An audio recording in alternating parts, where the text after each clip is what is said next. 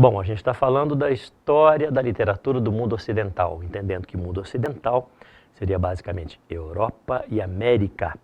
E entendendo basicamente que o que cai no vestibular é a literatura de Portugal e a literatura do Brasil. E a gente viu que o mundo ocidental começa com os povos gregos, começa na Grécia. E as características em termos culturais, em termos literários lá na Grécia, são o hedonismo, são a alta preocupação filosófica e a mímesis na arte, a imitação da realidade. O que vai acontecer depois com o passar dos tempos? Nós teremos um grande império, que é o Império Romano. O que o Império Romano vai fazer? Basicamente será um copião, ele vai copiar muito da cultura grega. E aí vai se agregar à cultura latina ou à cultura romana e vai ser chamado período clássico, esse período que abrange tanto a cultura grega quanto a cultura do Império Romano. E nós temos ali essa repetição basicamente dentro da mímesis, a arte, a literatura, a escultura, ela será toda feita através da imitação da natureza. O auge da beleza seria a natureza, e é isso que eles queriam fazer. E nós temos em Roma um grande poema épico, assim como os gregos tiveram dois grandes poemas épicos de Homero, a Ilíada e a Odisseia, nós teremos aqui em Roma, no Império Romano, escrito por Virgílio, um dos poemas épicos mais importantes do mundo ocidental, a Eneida. A Eneida vai tratar de Enéas, que é o herói de Virgílio, e o Enéas, voltando também da guerra de Troia, veja como é parecido com a Odisseia, veja como é parecido com a Ilíada, ele está voltando da guerra de Troia e ele vai ocupar a Península Itálica e vai formar a cidade considerada a grande cidade do mundo antigo, que é Roma. Então, a Eneida vai tratar da criação de Roma. Lembrando sempre que o poema épico é aquele que trata dos feitos heróicos de um povo. Lembra que a Ilíada e a Odisseia trata dos feitos heróicos do povo grego e a Eneida, os feitos heróicos do povo romano. Isso é importantíssimo a gente saber. O que acontece? Nesse mesmo Império Romano, num lugarzinho escondido lá no Oriente, de um povo conquistado pelo Império Romano, nós temos ali Jerusalém. E ali por perto, Belém, Nazaré, vai nascer um cavalheiro que vai mudar completamente a visão do que é o mundo ocidental. E esse cavalheiro se chama Jesus Cristo. Claro que eu não vou falar de Jesus Cristo em termos religiosos, mas em termos históricos, no que interessa para a literatura. Jesus Cristo aparece e ele traz uma grande novidade que vem lá da sua religiosidade, ali junto aos hebreus, aos judeus, que é a palavra não. Isto é, tudo aquilo que para a cultura chamada cultura clássica greco-romana era muito bonito, muito autorizado, a questão da nudez, a questão da beleza, a questão do prazer, do hedonismo, de repente chega Jesus Cristo com a sua palavra e a palavra-chave do que passa a ser o cristianismo é não. Lembre-se dos 10 mandamentos. Não, não, não. E isso vai meio que coibir toda aquela liberdade que havia na cultura clássica. É lógico que isso vai ser um pouco lento, essa transformação desse mundo clássico greco-romano para esse mundo cristão. E o que acontece? Esse Deus único que vem de Jesus Cristo, do cristianismo, ele vai trazer algumas regras e vai trazer alguns ensinamentos, e o ensinamento básico vai fazer muito sentido para todos os povos que eram escravizados no Império Romano e para aqueles que não eram parte da alta sociedade do Império Romano. É a ideia de que se esse mundo não está bom, o outro mundo estará melhor. Haverá um paraíso e você pode ir para esse paraíso dependendo das maneiras como você agir neste mundo. Então, de repente, todos aqueles escravos que tinham uma vida muito sofrida pensavam, bom, aqui está ruim, mas será melhor em outro lugar. Então o cristianismo passa a fazer parte da vida daquelas pessoas, do cotidiano daquelas pessoas. Agora a gente pode imaginar o seguinte, o Império Romano ele vai decaindo, haverá todos os conceitos que vão explicar a queda do Império Romano.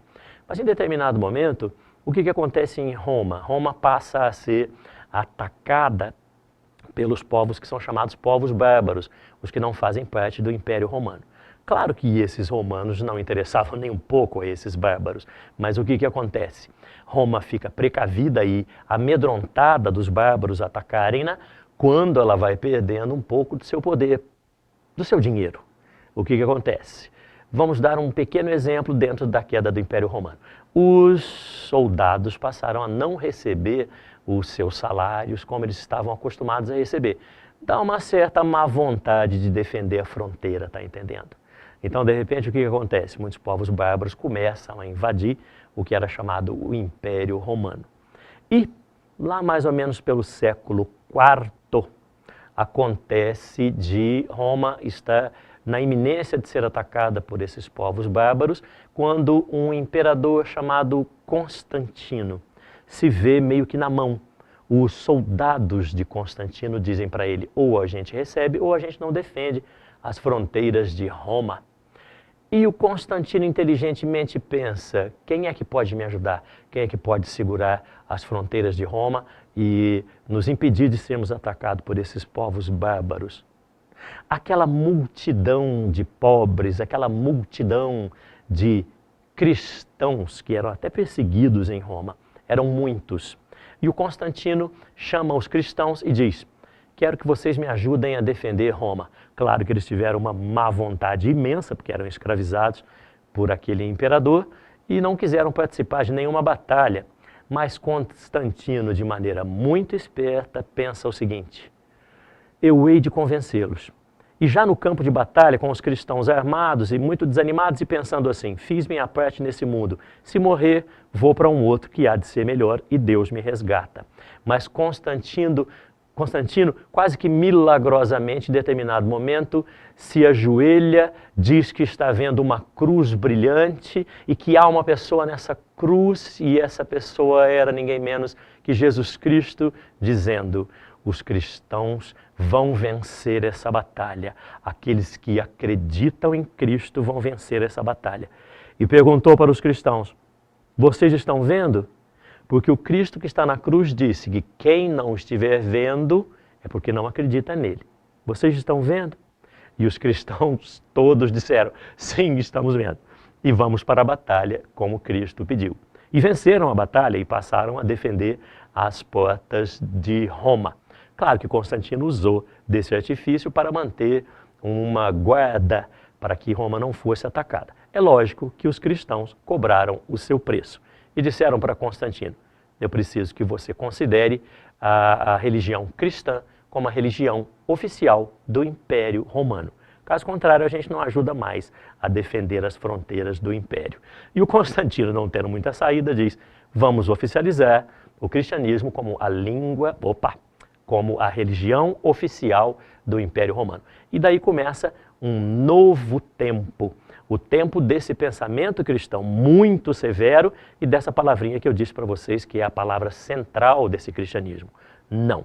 Quase que uma proibição a tudo que a gente vai chamar de arte, de cultura e de tudo que era considerado o máximo no mundo clássico. E a gente vai entrar numa era que vai se chamar feudalismo. Os bárbaros, de uma certa forma, conseguem invadir muito esse Império Romano, começam a dominar o Império Romano e as pessoas que moravam naquelas cidades romanas, elas têm que fugir e vão fugir para onde? Vão fugir para o campo, para os castelos que tinham muros e muita defesa. E vão fazer parte daquele mundo, só que aquele castelo é dominado por um senhor, que é chamado senhor feudal.